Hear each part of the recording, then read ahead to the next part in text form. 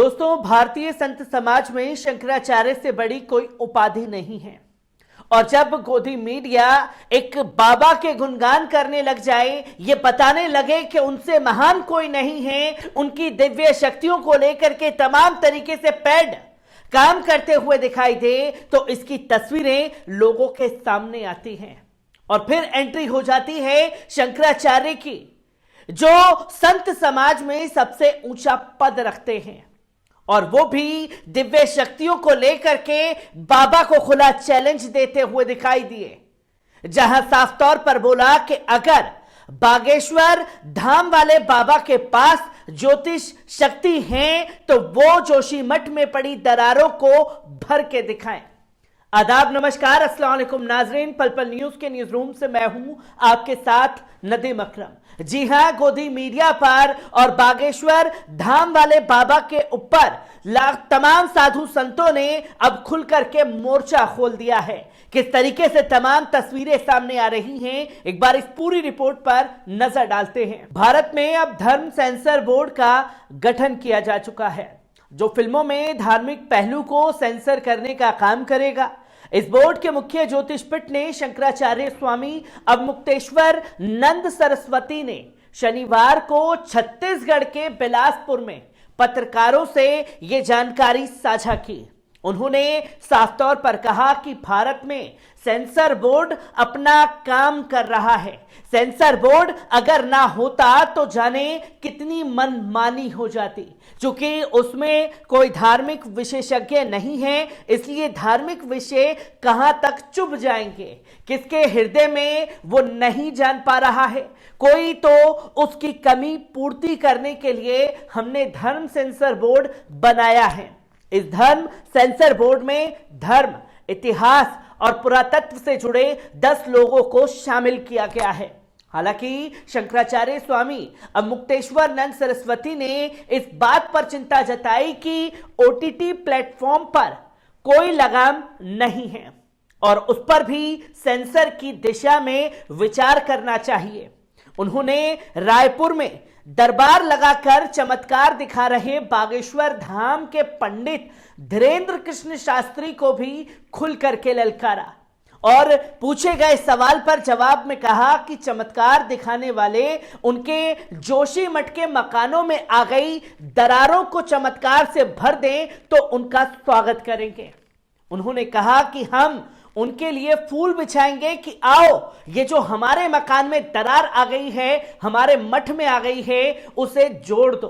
उन्होंने कहा कि सारे देश की जनता चमत्कार चाहती है कि कोई चमत्कार हो जाए। कहां हो रहा है चमत्कार? जो चमत्कार हो रहे हैं, अगर जनता की भलाई, उनका कोई विनियोग हो तो हम उनकी जय जयकार करेंगे, उन्हें नमस्कार करेंगे। नहीं तो ये चमत्कार सिर्फ और सिर्फ पाखंड छलावा है, इससे ज्यादा कुछ नहीं है। उन्होंने कहा कि अगर किसी के पास कोई शक्ति आ गई है और जादूगर की तरह छड़ी घुमाकर अचानक कुछ कर सकते हैं तो उन्हें ये करना चाहिए। हम लोग तो ऐसा चमत्कार नहीं जानते। शंकराचार्य ने साफ तौर पर कहा कि कोई ऐसा चमत्कारी पुरुष है जो धर्मांतरण रोक दे, लोगों की आत्महत्या रोक दे, लोगों के घरों में झगड़े हो रहे हैं, फसाद हो रहे हैं, सुमति ला दे, जो पूरी तरीके से देश आकर एक दूसरे से प्यार करने लग जाए, जो वर्ग विद्वेष हो रहे हैं उन वर्गों के विद्वेष को रोक दे। ऐसा कुछ जनता और राष्ट्र के लिए उपयोगी चमत्कार करके दिखाएं, तब हम उसको चमत्कारी पुरुष कह सकते हैं। इसी पर स्वामी अवमुक्तेश्वर नंद सरस्वती ने छत्तीसगढ़ में धर्मांतरण से जुड़े मुद्दों पर कहा कि धर्मांतरण का विरोध हो रहा है, वो भी धार्मिक कारणों से नहीं हो रहा, वो भी राजनीतिक कारणों से हो रहा है कि हम जब धर्मांतरण का विरोध करेंगे तो कुछ लोगों को ये बातें अच्छी लगेंगी, तो कुछ लोग हमारे वोटर बढ़ जाएंगे। उन्होंने कहा कि जो धर्मांतरण हो रहा है वो धार्मिक कारणों से तो हो ही नहीं रहा है, धर्मांतरण करने वाले भी राजनीतिक हैं और धर्मांतरण को रोकने की बात करने वाले भी राजनीतिक हैं। उन्होंने कहा कि धर्म और राजनीति अलग अलग विषय है उन्होंने साफ तौर पर कहा कि सनातन धर्म में परंपरा है कि धर्म गुरु अलग होते हैं और शासक अलग हो तो उन्होंने कहा कि 75 साल हो गए, बहुत लंबा समय हो गया। अब आपको इस बारे में निर्णय करना चाहिए कि मुसलमान एक जगह रहें, हिंदू एक साथ रहें, इसलिए बंटवारा हुआ था। अगर साथ ही साथ रहना है तो फिर पाकिस्तान अलग क्यों किया था? पाकिस्तान को भारत में फिर से मिला दीजिए और हम लोग साथ रहें जैसा कि रह रहे हैं। स्वामी अवमुक्तेश्वर नंद सरस्वती ने साफ तौर पर मीडिया से कहा कि जो लोग कह रहे हैं कि पहले अखबारों में जनता की बात शीर्षक में होती थी और सरकार का पक्ष एक बॉक्स में होता था, अब सरकार का पक्ष शीर्षक में होता है और जनता का पक्ष या नहीं, उसकी चिंता ही नहीं है। उन्होंने कहा कि आज परिस्थितियां ये हैं कि जनता की आवाज मीडिया द्वारा नहीं उठाई जा रही है।